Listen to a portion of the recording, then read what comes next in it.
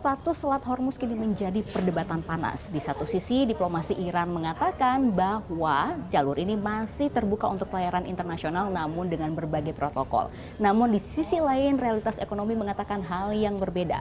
Sepertiga pasokan pupuk dunia yang bergantung pada jalur ini harus terhenti, sehingga memicu kenaikan harga hingga 30% dalam 7 hari. Di tengah situasi tersebut, PT Pupuk Indonesia justru melihat peluang. Dengan total produksi 14,5 juta ton, Indonesia kini digadang menjadi alternatif utama pemenuhan urea dunia. Bahkan sejumlah investor mancanegara dikabarkan sudah menghubungi Indonesia untuk meminta pasokan tanpa mementingkan harga. Bagi kami, saya sudah dihubungi oleh beberapa end user di negara-negara pengimpor pupuk yang biasanya mendapatkan dari negara-negara Middle East. Mereka sudah tidak bicara harga. Jadi dari Australia misalnya menelpon saya meminta kuantiti pupuk, harga dibicarakan belakang. Tapi saya tegaskan, saya fokusnya pada domestik.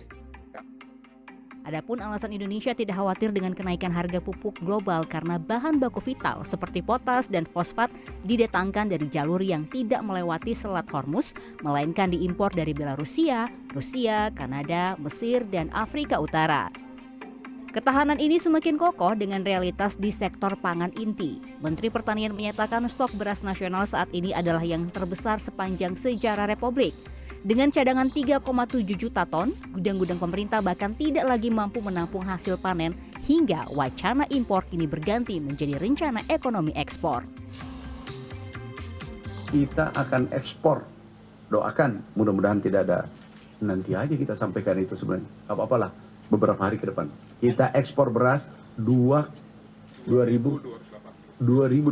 ton. Fix. Tanggal 4 kemarin disampaikan Pak Dirut. Nah, sementara Selat Hormuz kan... Ya kan baru aku tiba. Berilah aku napas, aku keliling nih.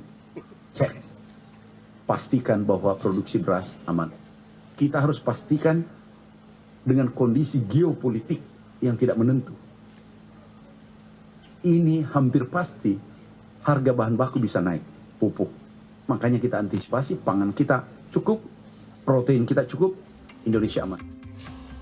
Namun, di sisi lain berdasarkan data dari Kementerian Pertanian, estimasi kebutuhan real petani Indonesia setiap tahunnya mencapai 22,5 juta ton hingga 26 juta ton. Meski pemerintah berhasil membangun benteng untuk 9,8 juta ton subsidi bagi petani kecil, di sisi lain masih ada jurang sebesar 12 ton kebutuhan real petani yang masih harus dipenuhi oleh pihak komersil.